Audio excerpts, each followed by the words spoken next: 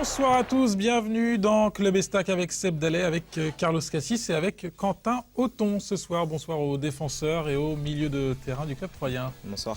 Au sommaire de Club Estac ce soir, un retour sur la 22e journée de Ligue 2. L'Estac a explosé en vol du côté de Bastia samedi après-midi, une défaite 5-1. Nous demanderons à Quentin Auton ce qui s'est passé. Nous reviendrons ensuite sur l'actualité de notre invité, Quentin Auton. 1m62 est au club depuis le mois de septembre, le joker de poche qui enchaîne les titularisations.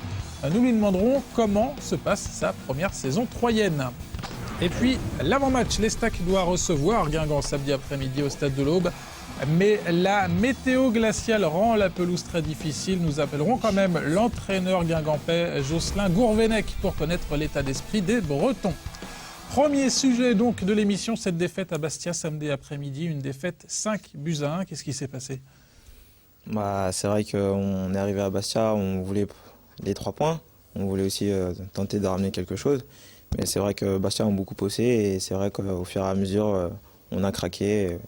Ils ont eu beaucoup de réussite et ça a payé pour eux, quoi. Un scénario vraiment un peu catastrophe dans cette rencontre, avec l'Estac qui est rapidement mené sur 2 occasions un peu anodines et puis l'Estac qui revient au score avant de complètement craquer. C'est vrai que le penalty est assez litigieux, je pense, parce que donc c'est vrai que ça nous met dedans direct. Ensuite, on reprend un but direct. Ensuite, on revient. Et c'est vrai qu'on prend le 3e, mais après le 3e, c'est vrai qu'on lâche et ensuite c'est plus facile pour les Bastiais. Qu'est-ce qui s'est dit dans les vestiaires après cette défaite 5-1 Finalement, on a tout tenté, c'est pas passé ou comment c'était l'ambiance ? C'est vrai, comme on s'est dit, il fallait vite oublier, quoi. C'est vrai qu'on prend une gifle, mais c'est vrai qu'il faut passer à autre chose. Je pense qu'il reste encore beaucoup de journées, donc il ne faut pas s'attarder dessus et vraiment passer à autre chose. Seb, 5-1, c'est quand même dur à avaler. Mais il y a toujours la fameuse expression qu'on ressort à chaque fois, mieux vaut prendre une fois 5 buts que 5 fois un but. Par contre, je vois, si on peut revoir l'image du 3e but, je comprends qu'il puisse faire mal quand on essaye de revenir à 2-1 et qu'on se prend un 3e but. Et en plus, le 3e but qu'ils ont pris là, c'est un truc de fou. Il y a deux mecs qui essayent de frapper, ils se loupent et puis la balle elle rentre. Enfin bon, c'est un truc de fou, quoi. On va le revoir ce 3e but avec justement le joueur qui traîne dans la surface. Celui-là, là il veut frapper. L'autre après il fait comme il peut. Enfin bon. Voilà, ça résume un petit peu la rencontre, ce 3e but. À propos de ce match, on va écouter Jean-Marc Furlan, l'entraîneur troyen. C'était au micro de nos confrères de CFoot en conférence de presse d'après-match. On était déçus du score à la mi-temps. Il y a un penalty qui lance bien le Sporting, qui est contestable. Voilà, un penalty contestable, un but que l'on marque voilà, je ne sais pas si on aurait pu venir à la mi-temps à 2-2. En revanche, la deuxième mi-temps, notre défense était trop perméable, trop fébrile. Voilà quoi, avec des défaillances individuelles importantes, très importantes, défense individuelle défensive très très importante, avec une belle réussite aussi du Sporting. C'est une grosse réussite avec des beaux buts. Mais non, c'est bien pour l'Estac, ça nous permet de nous remettre à l'heure et de voir tout le travail qu'il y a à accomplir. Après le coach, les résultats, à cause des conditions météo, il n'y a eu que 6 matchs. La bonne affaire est pour Reims, victorieux à Guingamp. Clermont s'incline à Châteauroux. Sedan cale face à Istres. Lens n'a pas réussi à battre les Amiénois de Ludovic Batelli. Score final à but partout. Au classement, c'est Reims qui reprend la tête. Les 3 premiers se détachent légèrement. L'Estac reste 5e. En attendant, les matchs en retard. Amiens est toujours bon dernier de cette Ligue 2. Voilà pour cette 22e journée, tronquée donc par la météo. On passe tout de suite à l'actu de Club Estac.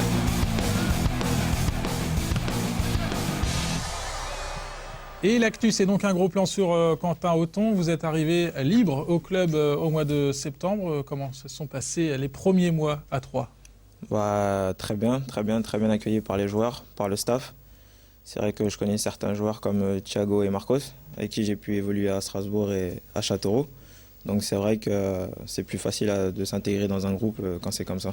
Vous avez pas mal bougé ces dernières saisons du côté de Strasbourg, Châteauroux, Nantes. Le but à Troyes, c'est quoi ? C'est de trouver enfin un peu de stabilité ? C'est retrouver de la stabilité, oui. C'est vraiment de la stabilité parce que j'ai connu une saison dernière très compliquée. Et encore du côté cet de été, Strasbourg. du côté de Châteauroux et Nantes. Oui. Et encore cet été avec Strasbourg, j'ai connu quelques galères. Le club a subi une liquidation, donc c'est vrai que ça a été difficile ces derniers mois. Et donc je recherche de la stabilité en venant à l'Estac. On s'inquiète là quand la saison démarre et qu'on n'a pas trouvé de club et qu'on doit faire des essais à droite à gauche pour essayer de signer un contrat. C'est clair qu'on s'inquiète parce qu'on sort d'une saison difficile où on n'a pas trop joué, donc pas trop en vue. Et ensuite le club est en train de couler, donc c'est vrai que c'est très compliqué et surtout que ma femme était enceinte, donc je voulais rapidement trouver de la stabilité donc, pour qu'on s'installe le plus rapidement possible. Et là, pour l'instant, c'est signé donc pour 2 saisons. L'Estac, vous le connaissiez bien ce club avant ou alors à part quelques joueurs, vous le disiez comme Xavier Thiago et Marcos, le coach aussi peut-être? Oui, le coach, je l'ai connu à Strasbourg. Et le club a déjà joué avec Strasbourg, mais sinon sans plus. Justement, le coach, c'est lui qui vous a fait venir du côté de Troyes. Vous le connaissiez du côté de Strasbourg. C'est pas trop dur d'arriver avec l'étiquette Jean-Marc Furlan à poser sur soi? L'étiquette Jean-Marc Furlan, non. Moi, je suis considéré comme un joueur. Je pense que je suis un peu quand même, on peut dire. je pense que je suis considéré comme un joueur comme un autre par les autres. Donc il n'y a pas d'étiquette Jean-Marc Furlan. Ensuite, après, c'est à moi de faire mes preuves. Et si je suis mauvais, le coach il fera ses choix. Si je suis bon, le coach fera ses choix. Donc il n'y a pas d'étiquette Jean-Marc Furlan. Justement, 10 matchs depuis le début de saison, dont 6 comme titulaire. Comment vous jugez vos premiers pas à l'Estac? C'est vrai qu'au début, c'était assez difficile parce que manque de repères. Et c'est vrai que là, je me sens de mieux en mieux. Bon, c'est vrai que le dernier match, c'était pas trop ça. Parce que voilà, Bastia 5-1, on peut pas dire qu'on était bien. Donc c'est vrai que sur les derniers matchs, c'est vrai que je me sentais de mieux en mieux, donc j'espère que ça va continuer. Et là, vous voyez Fabrice Nsakala qui recommence à revenir dans le groupe, vous vous dites attends un peu Fabrice, je suis bien sur le terrain là à mon poste de latéral gauche. Non, je suis pas comme ça. C'est vrai que Nsak c'est un très bon joueur et je sais qu'il peut apporter un plus à l'équipe, donc ça nous fait du bien, ça étoffe le groupe. Donc j'espère qu'il va se remettre le plus rapidement possible. S'il peut apporter un plus à l'équipe, pourquoi pas. Je suis pas du genre à non, reste sur le côté. Surtout l'équipe avant tout. On reste dans le même état d'esprit, Seb. Chaque invité de Club Estac nous ressort un petit peu le même discours. C'est ce qui se passe depuis maintenant quelques années à l'Estac, c'est qu'on a un groupe sain. Et voilà, et c'est ce qui va peut-être, et je l'espère, permettre à ce groupe de connaître des belles joies peut-être cette année ou l'année prochaine, enfin en tout cas dans les saisons à venir. Donc voilà, il y a un groupe sain et c'est comme ça qu'on arrive à faire des résultats. Voilà, tout simplement. C'est pas alors après Quentin, on le connaît bien, c'est quelqu'un c'est un compétiteur, donc bien sûr qu'il préférerait être à la place de Nsak sur le terrain aussi, mais bon, en tout cas, voilà, tant que la concurrence est saine, c'est ce que tous les joueurs veulent, et quand on connaît Jean-Marc Furlan, on sait que la concurrence est saine. Donc voilà, il faut juste essayer d'être le meilleur possible et tirer l'équipe vers le haut, le groupe, parce que c'est les stacks qu'on parle, c'est pas de chaque joueur individuellement, quoi. Et justement, Jean-Marc Furlan vous utilise soit au milieu défensif, milieu gauche, ou alors arrière latéral gauche. Votre poste de prédilection, c'est quoi? C'est vrai que je suis formé milieu défensif. Et c'est vrai qu'en formation, j'ai beaucoup dépanné aussi au poste de latéral gauche. Et pour vous, le poste préféré, c'est quoi? Le milieu défensif. Milieu défensif, ouais. Qu'est-ce qui vous attire le plus dans ce rôle? C'est celui qui court le plus, le milieu défensif. C'est le joueur qui participe le plus au jeu.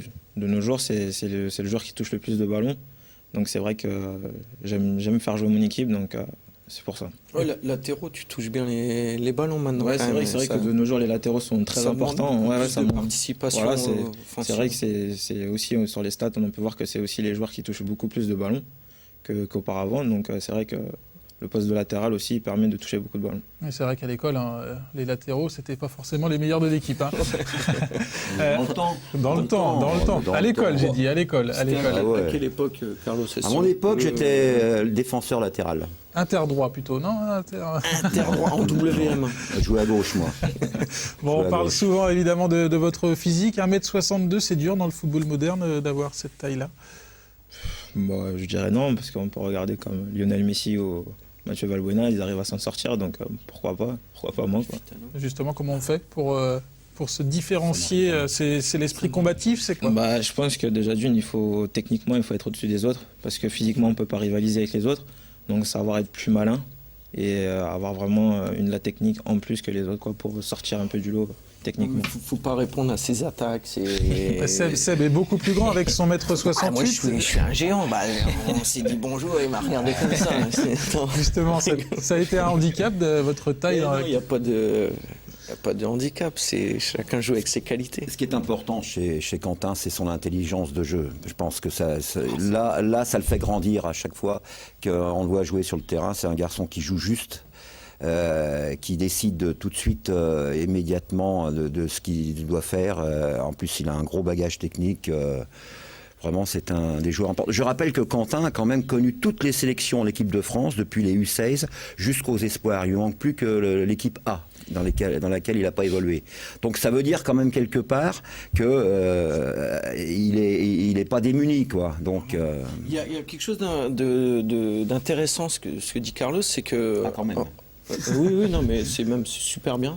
D'ailleurs, je tiens à te féliciter. C'est très bonne intervention. C'est la première fois que Seb dit ça de Carlos en 6 ans d'émission. Voilà. Non, ce qui est intéressant, effectivement, quand on parle de taille, c'est le joueur, est-ce qu'il sent le jeu ou est-ce qu'il sent pas le jeu. Voilà. Et qu'on soit grand, moyen ou petit, si on devient professionnel au foot, quelle que soit en fait la taille, c'est que forcément on sent le jeu. Voilà. Donc c'est pas une question de taille en fait. Après les qualités vont être forcément différentes par rapport à la taille. Mais il faut sentir le jeu et voilà. Donc très bonne intervention de mon ami Carlos. Bon voilà, messieurs, il est temps pour nos téléspectateurs de tenter de remporter des places pour un match au Stade de l'Aube. Ce ne sera pas pour Guingamp car les places ont été gagnées par Christophe de la Chaise, Jean-Claude de la Rivière de Corps et Jean-Louis de Saint-André-les-Vergers. Oui, il a gagné une place assise, c'est ça. Il y a donc 3 fois 2 places à gagner pour le match contre Le Mans. Ça sera le 24 février, normalement. Pour jouer, vous envoyez 71003 par SMS, le mot club devant votre SMS. Un tirage au sort désignera les gagnants. Ça va, messieurs? Jean-Jacques Debout, c'est ça, hein. Voilà, merci. Il y a 2 gagnants. Allez, c'est l'heure maintenant des échos de l'Estac. Oh.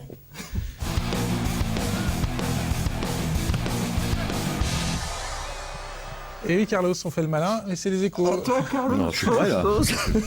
On commence par 3 petits jeunes en détection. Ouais, c'est vraiment une grosse satisfaction puisque il y a 2 jours, oui, je souris. Il y a 2 jours, donc, on a été averti que 3 de nos joueurs de l'équipe des U17, en fait, ce sont les premières allées des U16. Théo Couturier et Kevin Camusso, qui sont tous les 2 défenseurs, on vous les voit sur la photo, et Aloïs Confet, qui est au milieu d'ailleurs des 2 là, et donc sont retenus pour participer à un stage de détection en vue de la formation de l'équipe de France U16, la nouvelle équipe de France U16. Donc ils seront du 21 au 23 février à Clairefontaine. Donc, belle satisfaction pour le centre de formation. Oui. Les féminines de l'Estac, championnes de futsal. Ah, encore une grosse satisfaction, et elle nous vient des filles qui ont été d'ailleurs les seules à jouer ce week-end dernier.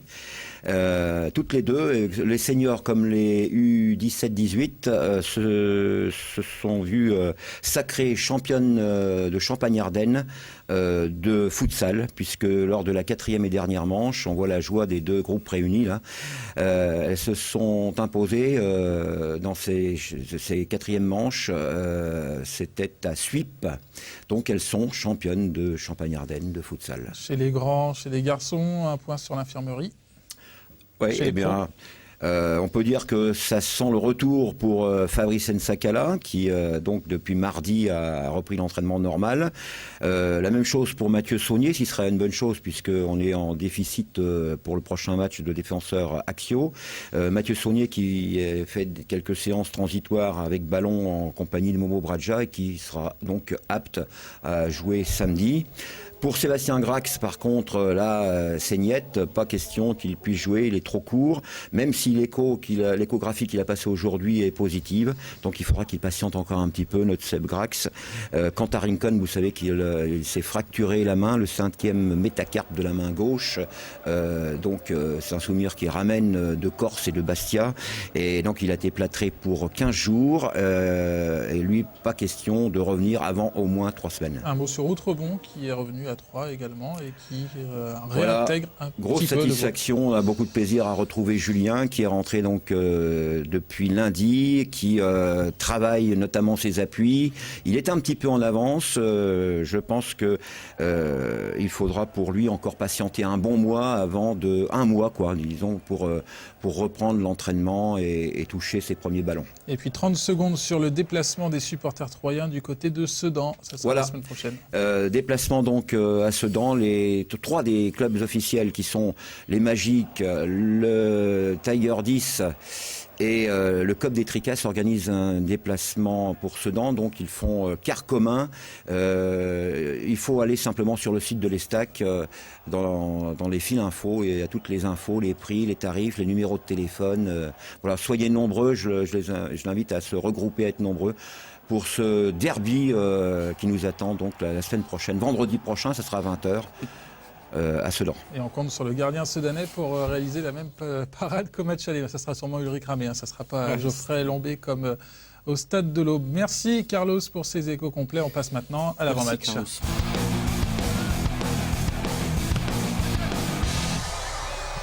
L'Estac doit recevoir Guingamp ce samedi à 14h30 au Stade de l'Aube avec une grosse incertitude, Carlos, justement, sur le déroulement de cette rencontre. Non, c'est pas une grosse incertitude. Il y a toujours une petite incertitude, mais il se trouve que nous, on tient à jouer. Tout le monde et la Ligue est derrière nous. Donc toutes les précautions ont été prises. On va en parler. Le terrain est bâché, chauffé. Je rassure tout le monde, il n'est pas chauffé jour et nuit, comme certains peuvent le dire. Il est chauffé légèrement dans la journée. Il faut savoir que ne pas jouer, ça coûte plus cher que de jouer en ayant un petit peu entretenu la pelouse, comme c'est le cas aujourd'hui. Compte tenu des conditions atmosphériques et des prévisions, il y a de fortes chances, bien sûr, pour que le match ait lieu. Il faut pas à 14h30 samedi après-midi. Quentin, comment on prépare un match dans de telles conditions ? Ouais, je pense qu'il faut préparer un match comme un autre. Il faut le préparer sérieusement. Et je pense que nous, on a tous en tête que le match va jouer, donc on prépare ce match très sérieusement. Guingamp, c'est une équipe de haut de tableau de Ligue 2. Laval, quand elle est venue au Stade de l'Aube, c'était une équipe de haut de tableau aussi. Ça change quelque chose ? Comme on dit, chaque match est différent. Donc c'est à nous de bien préparer la venue de Guingamp. Et je pense que c'est ce qu'on est en train de faire cette semaine. Donc à nous de continuer à être sérieux et à être sérieux aussi samedi. On a fait le tour des matchs allés. Là, on commence la phase retour. Guingamp, c'est une équipe qui commence à vous impressionner. Comment vous la voyez, cette équipe ? On sait que c'est une très bonne équipe avec de très bons joueurs. Je pense qu'il faut se méfier de cette équipe. Et je pense que aussi c'est à nous de nous imposer chez nous, d'imposer notre jeu, notre style de jeu.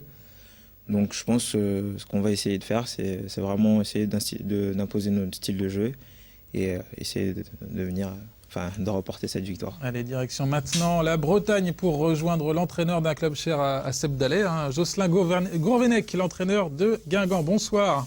Bonsoir. Est-ce que vos joueurs se sont remis de leur défaite du côté du Roudourou face à Reims samedi ? Elle est un petit peu dure à avaler parce que, comme toutes les défaites, on n'est jamais très très content de perdre. C'est un petit peu difficile parce qu'on a le sentiment d'avoir fait un très bon match, d'avoir été cohérent, et puis finalement on se plombe sur des petites erreurs individuelles, d'inattention ou de mauvais choix d'intervention défensive. Voilà, donc c'est dommage, même si je ne pense pas qu'on méritait de gagner sur ce match-là, mais un match nul aurait été sans doute équitable. L'Estac est plutôt solide à domicile. Quelle sera votre mission première du côté du Stade de l'Aube ? De se rassurer défensivement. Je pense qu'on est dans une phase où on prend trop de buts. On a été très très bien et très imperméable en octobre-novembre. On ne prenait pas de buts, on était très costaud, on ne faisait pas d'erreurs. On était bien. Et puis là, depuis le mois de décembre-janvier, on est un peu trop vulnérable sur des phases assez basiques finalement. Donc on n'est pas mis hors de position sur des exploits de l'adversaire, mais on se met à la faute nous. Donc ce sera déjà dans un premier temps se rassurer là-dessus. Et puis jouer notre jeu aussi parce qu'on a un jeu d'attaque qu'on souhaite mettre en place pour poser des problèmes à 3.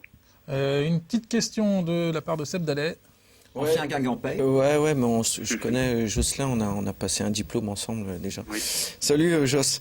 Salut Seb. Dis, je voulais savoir, déjà félicitations parce que tu fais du bon boulot avec cette équipe de Guingamp. Je voulais savoir un petit peu comment tu envisages cette fin de saison avec l'en avant. Bah, on est dans une période là où on prend pas beaucoup de points, on vient d'en prendre 3 sur 18, donc c'est très très peu après en avoir pris beaucoup. On a vraiment envie de redevenir un peu plus régulier là sur le mois qui vient pour prendre des points et se mettre à l'abri quant au maintien. Et puis si ça c'est acquis assez vite, je l'espère. Après on essaiera de jouer les troubles faits, mais quand on regarde le classement, il y a énormément d'équipes qui se tiennent en très peu de points. Et il faut se bagarrer pour, dans un premier temps, je vous le dis, se mettre à l'abri du maintien. Juste une dernière question sur les conditions de jeu. Jean-Marc Furlan est plutôt pour le maintien du match, même dans des conditions très difficiles. Votre point de vue par rapport à ça, c'est quoi ? C'est pas ce qu'il vient de me dire au téléphone, parce que j'ai raccroché avec lui pour vous parler. Il a changé d'avis dans la journée alors. Ou alors je l'ai convaincu, vous croyez ? Non, apparemment c'est très difficile. Je sais pas, enfin, ça paraît difficilement jouable sur des terrains gelés, même s'il n'y a pas de neige, même s'il n'y a pas de glace. Un terrain très très dur, et je pense pas que Sébastien va me démentir.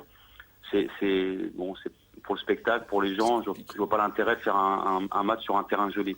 Maintenant, si la Ligue le décide et si l'arbitre le décide, on jouera, et puis ce sera la même chose pour les deux équipes, ce sera à nous de nous adapter. Donc vous nous dites que Jean-Marc Furlan vous a dit qu'il était pour le report du match, c'est ça ? Il m'a pas dit ça, mais il m'a dit que c'était très jouable. Il dit c'est pas une période.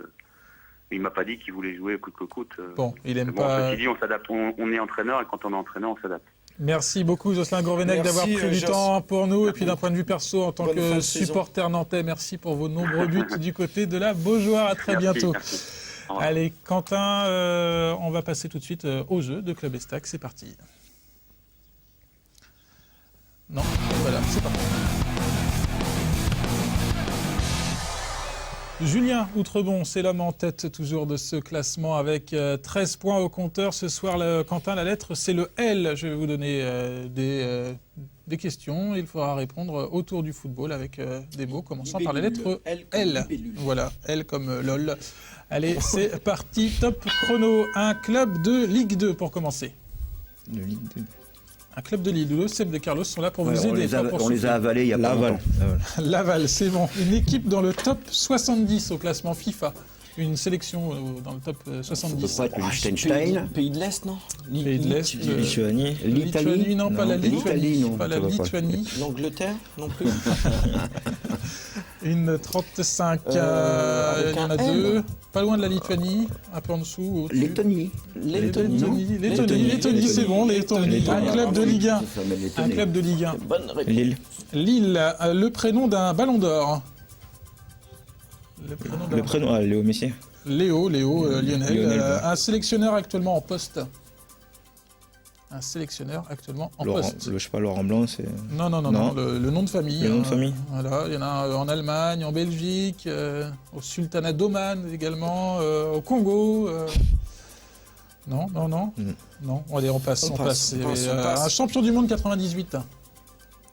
Lizarazo. Lizarazo, c'est bon. Un stade en France.